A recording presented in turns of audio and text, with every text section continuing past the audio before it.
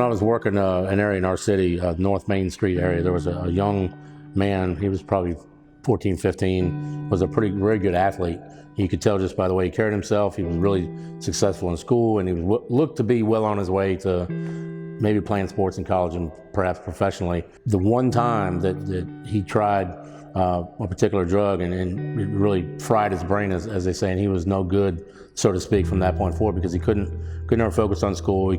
He's in and out of jail the rest of his life, and in fact he's still incarcerated in penitentiaries. There's a young life who did not have a history of being addicted. That was, I guess his whole life was whammied by that encounter. So it's all about the consequences and the choices that young people make. I've been in law enforcement 26 years, both on the police side of things and now as the sheriff that I run a jail basically now. So I've seen the ramifications of drug abuse and drug use run deep in folks. It really takes a toll on families and the individual. Students are notorious for being peer pressured and to try things. And I've got 4 kids of my own, so I know these things that these things are happening.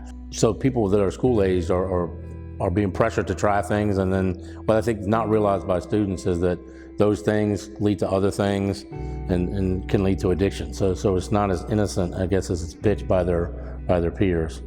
We have a program called Alpha, which is specifically designed to target addicted users, and it's to get them back on their feet. It's 3 months incarceration and another 9 months outside, and it all focuses on their addiction. What they will tell you is obviously don't get started in the first place, but things specifically like methamphetamine, crack cocaine, heroin, it's not something just like taking a drag off a cigarette. Not that that's okay either underage, but certainly that the personification or the intensity of those drugs that just get you hooked right from Jump Street is that's what they would tell, I think, young people, is to not get started in the first place. Don't let it grab you and take control over your life. I haven't seen many quick recoveries. The people that are truly addicted, it takes them a long time, that recovery, and that, some of them really bottom out. Some of them don't live. Some of them die. Some of them end up in jail. We see the same faces over and over and over again, the repeat offenders. For non-addicted people, it's like, well, why can't you just have the willpower to stop? From what I understand, it's just not that easy. I do have hope for the tomorrow, because I think people care. People care about the future of our society and the future of our kids, and I'm one of them. Of course, is that without young people, we don't have a future.